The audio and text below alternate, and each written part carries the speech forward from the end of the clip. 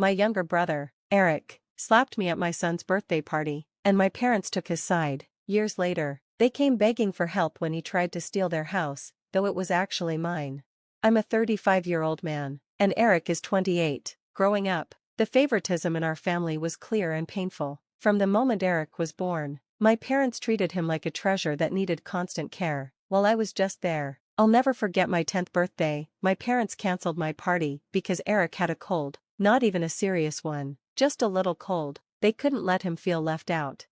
As we grew older, it only got worse. I was a straight-A student, captain of the debate team, and earned a partial scholarship thanks to my SAT scores, but my parents barely noticed. They were too busy praising Eric for passing his classes with C's and G's. Every parent-teacher meeting was the same. They ignored my achievements and focused on how to help Eric. At 18, I moved out, determined to succeed without their constant comparisons. I worked multiple jobs, paid my way through college, and earned a degree in computer science. Eventually, I landed a great job at a tech company. That's where I met my wife, Darla. She's kind, smart, and actually celebrates my successes. We've been married for 5 years and now have a 1-year-old son, James. Eric, on the other hand, never moved out. He dropped out of community college after 1 semester, saying it was too stressful. At 28, he still lives with our parents, spending his days playing video games and working part-time at a gaming store. My parents support him completely, paying for his food, bills, car insurance, and even gaming subscriptions. When I once suggested he should try a full-time job, my mom cried, saying I was being too harsh on her sensitive son. Last month, we hosted James's first birthday party at my parents' house. I didn't want to, but they insisted, saying it would mean a lot to Eric to be part of it. I gave in, hoping to keep the peace. The party started off fine. We decorated the backyard, and James was having fun. But during lunch, I accidentally bumped into Eric while holding my plate of food. Some pasta with marinara sauce spilled on his new limited edition gaming t-shirt. I immediately apologized and even offered to pay for dry cleaning or buy him a new shirt. I know gaming merchandise can be pricey. Instead of accepting my apology, Eric exploded. He started yelling about how I always ruin things for him. He even brought up stuff from when we were kids, blaming me for everything. Eric accused me of deliberately trying to hurt him, just like when I accidentally broke his gaming console when I was 12 and he was 5. Or when I took the last slice of pizza at his 10th birthday party because I hadn't eaten all day while helping set it up. The whole room went silent as everyone stared at us. Before I could say anything, Eric slapped me hard across the face. The sound echoed through the quiet room. My cheek hurt, but what hurt more was what happened next. My mom rushed over, not to check on me, but to fuss over Eric. She kept asking if his hand was okay from hitting me and if he needed ice. My dad just stood there, arms crossed, looking at me like I was the one at fault. I looked around the room. My wife stood frozen in shock, holding James, who had started crying from all the noise. Some guests avoided eye contact, while others whispered to each other. And there was Eric, being comforted by my mom while I stood there with a stinging cheek. When I finally spoke, I asked my parents if they were really okay with their son being slapped at his own child's birthday party. My mom's response? "You're older, you should know better. Look what you did to his new shirt. You know how much he loves his gaming merchandise. He saved for weeks to buy that." That was it. I couldn't hold back anymore. Years of bottled-up frustration came spilling out. I told them how they had enabled Eric's behavior his entire life, never holding him accountable or pushing him to improve. At 28, he was still living at home, playing video games, while I'd been working hard since I was 18. I reminded them how they skipped my college graduation because Eric had a gaming tournament that day, how they barely helped with my wedding because they were worried about Eric feeling left out, how they'd only visited James twice since he was born because Eric was uncomfortable around babies.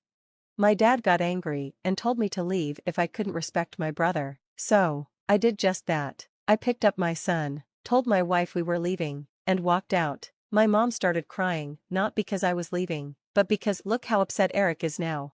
Later that day, I started getting calls and messages. My parents said I needed to apologize to Eric. Apparently, he was so upset about his shirt that he locked himself in his room and wouldn't come out. Relatives called to say I should understand that Eric is sensitive and that spilling food on him was provoking him. Others said I was overreacting to just a little slap and that, as the older brother, I should be more understanding.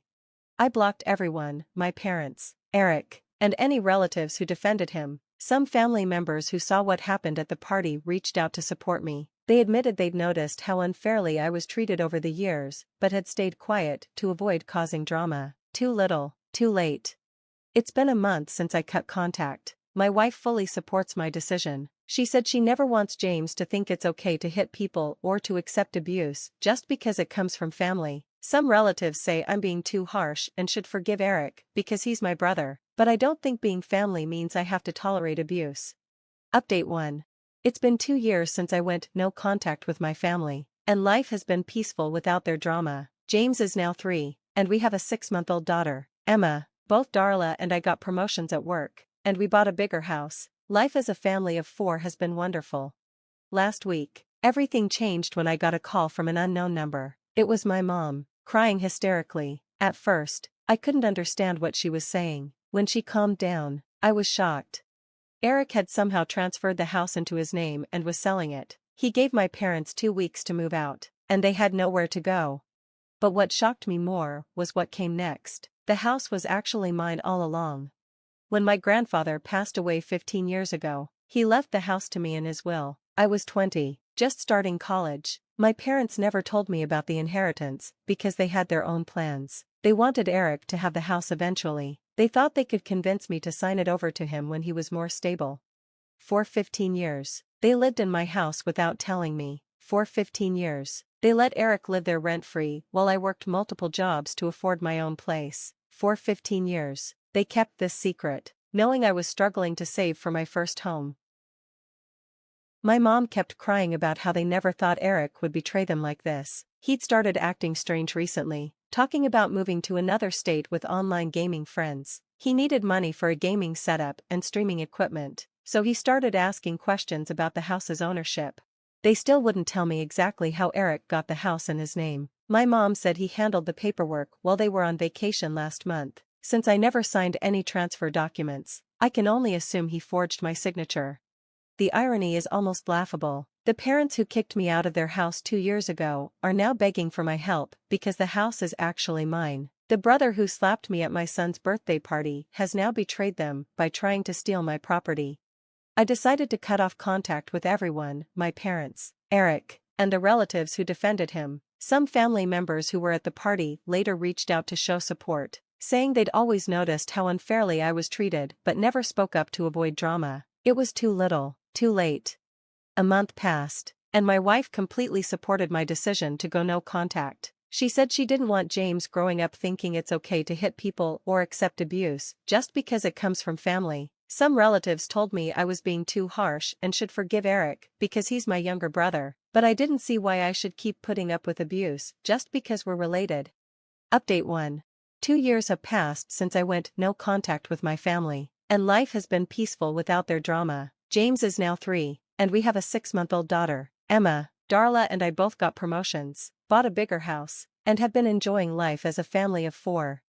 Last week, everything changed when I got a call from an unknown number. It was my mom, crying hysterically. At first, I couldn't make out what she was saying. When she calmed down enough to talk, I was shocked. Eric had somehow transferred the house into his name and was selling it. He gave my parents 2 weeks to move out, leaving them with nowhere to go. But what shocked me even more was what my mom said next. The house was actually mine all along. When my grandfather passed away 15 years ago, he left the house to me in his will. I was 20 and just starting college. My parents never told me because they had plans to give the house to Eric instead. They wanted to wait until he was more stable and then convince me to transfer it to him. For 15 years, they lived in my house without telling me. They let Eric live there rent-free while I worked hard, juggling multiple jobs to afford my own place. They watched me struggle to save for my first home, all while keeping this secret. My mom kept crying about how they never expected Eric to betray them. She said he'd been acting strange lately, talking about moving to another state with online gaming friends. He needed money for gaming equipment and started asking questions about the house's ownership. They wouldn't explain exactly how Eric got the house in his name. Mom just kept saying he handled the paperwork while they were on vacation last month. Since I never signed anything, I can only assume he forged my signature. The irony is almost laughable. The same parents who kicked me out of their house 2 years ago are now begging for my help because the house was actually mine. The same brother who slapped me at my son's birthday party has now betrayed them by trying to steal my property. My mom revealed how Eric had tricked them into transferring the house to his name. He told them it was just a formality for a gaming business he was starting and promised to take care of them once he became a successful streamer. They believed him because they wanted to think their son wouldn't betray them. After talking to Darla, I decided to let my parents stay in the house, but with conditions. They must pay rent. It's not market rate since they're on a fixed income, but enough to remind them they're living in my house. They must attend family therapy if they want a relationship with me or my kids. Eric is not allowed in the house without my explicit permission. Eric didn't take the eviction well. He sent threatening messages to me, my parents, and even Darla, blaming me for ruining his life and turning our parents against him. He demanded to move back in, claiming it was his home and he had nowhere else to go. I blocked his number and saved all the messages in case we need them later.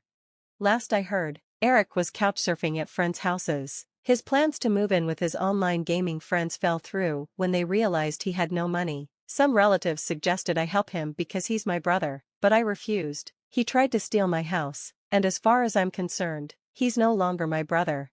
Update 3. The past 6 months have been interesting. My parents have been paying rent regularly and attending therapy. They're trying to rebuild our relationship, but it's a slow process. Therapy has revealed how their favoritism hurt both Eric and me in different ways. Mom admitted they started enabling Eric out of guilt. When he was born, they had financial struggles and couldn't give him the same privileges I had in early childhood. To make up for it, they overindulged him. What started as buying him extra toys turned into a lifetime of spoiling him. Dad broke down during therapy when he realized their actions created an entitled monster out of Eric while pushing me away. He admitted they always thought I would be fine because I was responsible and hardworking, so they focused all their attention on Eric, thinking he needed more help. Last month, Eric sent me a long email. He said he had started therapy and realized his mistakes. He hit rock bottom after being evicted. None of his gaming friends wanted to house him permanently, and his streaming career never took off. Eric said he's now working at a warehouse and sharing an apartment with 3 roommates. In the email, he apologized for everything, hitting me at James's birthday, forging my signature, and trying to steal the house. Therapy, he claimed, helped him understand how our parents' favoritism had warped his worldview. He asked if he could move back in with our parents and promised to pay rent this time. I declined his request. I forwarded Eric's email to my lawyer, who advised me to stay no contact given his history of manipulation and fraud. While the house was my inheritance, everything else in my life I earned through hard work. I refused to enable his behavior, even if he claims to have changed. Some relatives criticize me for charging rent to my elderly parents, saying family should help family for free. But this isn't about money, it's about consequences and boundaries. My parents hid my inheritance for 15 years, enabled Eric's abuse, and only apologized when they needed something from me. They're lucky I'm letting them stay at all. Mom still makes comments about Eric's struggles. Last week, she mentioned he couldn't afford his car payment and might lose his vehicle. I shut it down, reminding her that he's an adult who tried to steal my house. If they want to help him, they can, but not while living under my roof. Darla supports my decisions and suggested we could occasionally invite my parents over for dinner to see the grandchildren. James asks about his grandparents sometimes, so I'm considering it, but I'm not ready for regular family gatherings yet. The betrayal is still too fresh. For now, this arrangement works. My parents have a safe place to live. I have control over my property, and Eric is finally learning to face the consequences of his actions. I've realized that family relationships work better with clear boundaries and consequences. Being family doesn't mean letting people take advantage of you. It means holding each other accountable and respecting each other's limits.